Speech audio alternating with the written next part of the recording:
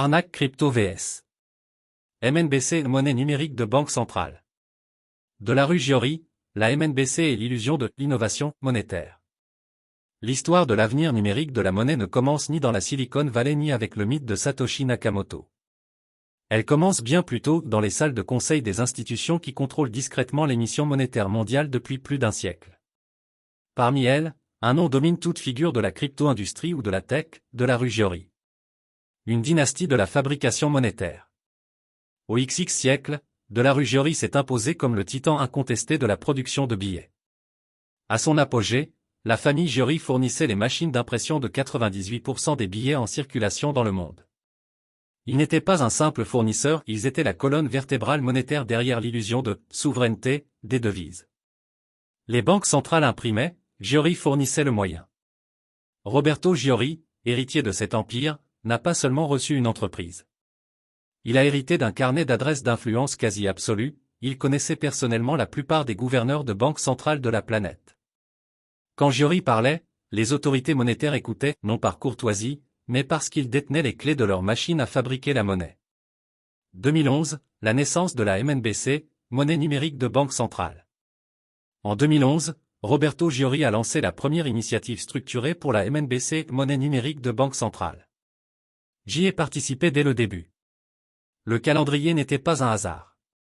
Les gouvernements et les banques centrales savaient déjà que le cash physique était un problème anonyme, non traçable, incontrôlable. La monnaie numérique émise directement par les banques centrales était l'étape suivante logique dans l'architecture du contrôle. Au début, les gouverneurs ont résisté. Ils craignaient que la MNBC les rende inutiles et dévoile leur rôle d'intermédiaire entre le pouvoir et la population. Mais cette résistance n'a pas duré.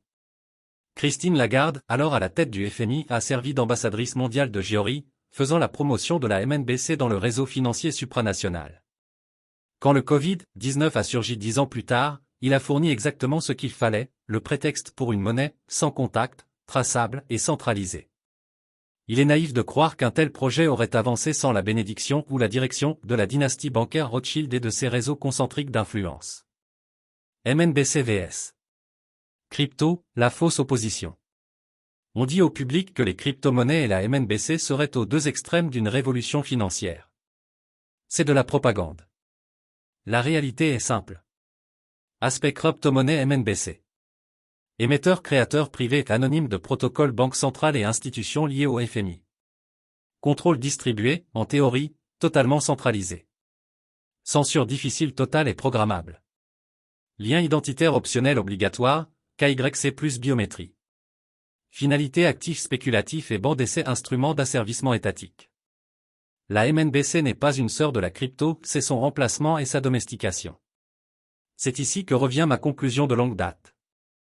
Je le dis depuis 2011, Bitcoin égale NSA plus CIA. Bitcoin n'est pas né d'anarchiste, il est apparu exactement au moment où les services de renseignement avaient besoin d'un cheval de Troie psychologique pour faire accepter au public la dématérialisation de la monnaie.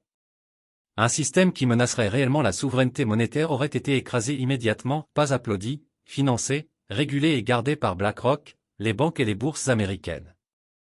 La crypto fut la phase d'entraînement. La MNBC est la phase d'exécution. MNBC, vendue comme innovation, conçue pour le contrôle. La MNBC est vendue comme modernisation, rapidité, inclusion, efficacité. En réalité, c'est l'achèvement d'un panoptique monétaire. Avec une monnaie programmable, une autorité centrale peut geler, supprimer ou faire expirer des soldes.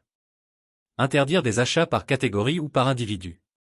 Imposer des comportements par la contrainte monétaire. Punir instantanément toute dissidence sans juge ni police. Henry Kissinger a résumé la loi en une phrase. Qui contrôle l'alimentation contrôle les peuples, qui contrôle l'énergie contrôle les continents, qui contrôle la monnaie contrôle le monde. La MNBC est la perfection de ce dernier levier.